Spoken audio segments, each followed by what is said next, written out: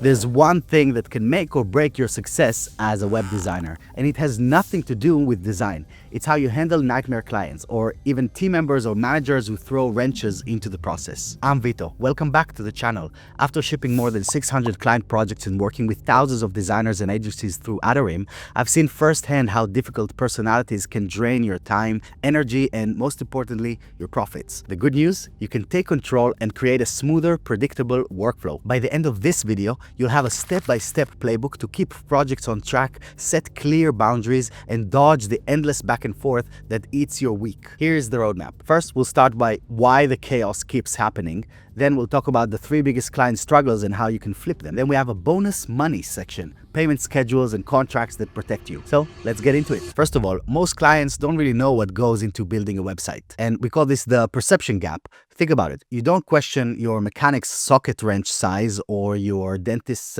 drill bit, yet clients routinely prescribe design solutions. That's a textbook information asymmetry. They don't know what they don't know. And this gives me a flashback to my agency days. I hop on a quick discovery call with a prospect, and the brief said small marketing site. 5 minutes in, the prospect drops, I actually want something like Facebook with user profiles and feeds and messages, the whole 9 yards. What?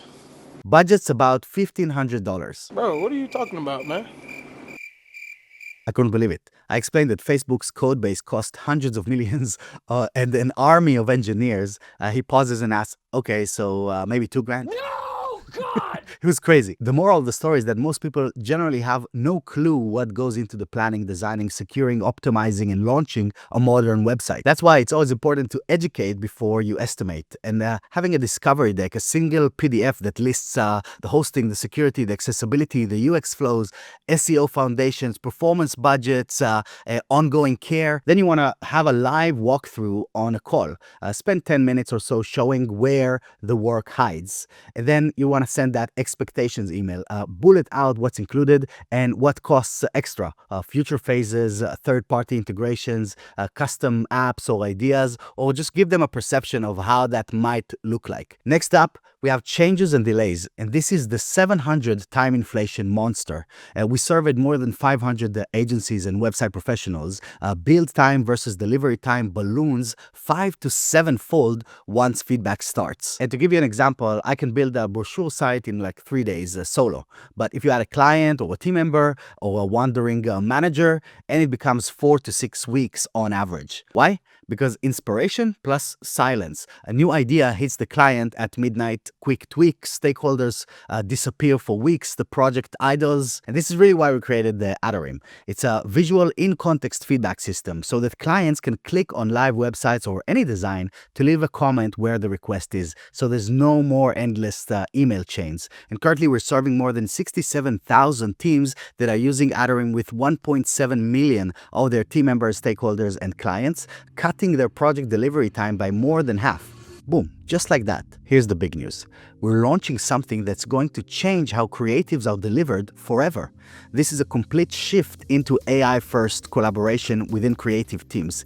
It's more than just generating placeholder text. We're bringing in 6 new team members to your team. They live within your design, within the context, and it's all happening in real time. And this isn't theory. We've been building it with early partners, and it's coming this month. If you want early access, join the waitlist. The links is going to be in the description. Be among the first to shape the future of project delivery and creative work and get that edge. And number 3, clients match your velocity. We call it the leader-follower effect. And I spoke about this in a couple of other videos, but here I'm going to dive into a few more actionable points that I heard from the comments there. So if you answer proposals in 5 minutes, they'll expect 5-minute replies at 11 p.m. Is that bad?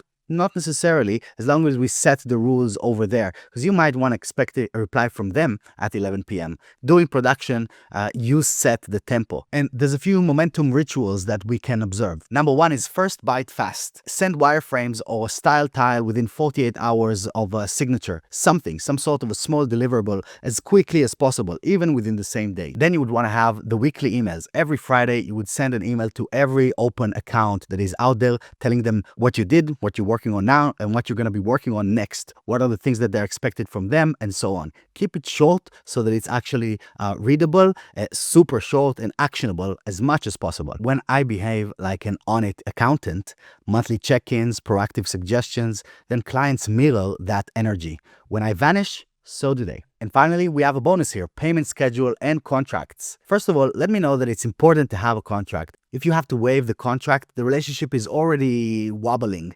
It's not the best place to be. This means that things already gone sideways if people are pulling out their contracts. You should still have it to save you from edge cases and just weirdos that are out there. But the fact that it's pulled out, that's already pretty much the end of the relationship in a lot of the cases. Make sure that you deliver on everything that you promise before that stage, that you keep it staying engaged with your clients, that you're there for them as their partner. And then when it comes to payments, I like the 50-30-20 model. 50% upfront, locks commitment and cash flow for your team. Then we have 30% after final mockups, and then 20% just before the launch, before the handoff, not after the handoff. And it's always good to have a little friendly scope creep clause in there that you would be happy to add whatever it is, but it's going to be done as phase 2. It's not a no, it's just not now. So let's do a quick recap. You got to educate to close the perception gap, systemize feedback to kill the delay monsters, set the tempo so everyone matches your rhythm. So what's the worst boundary break that you faced from a client, a team member, or maybe from a manager?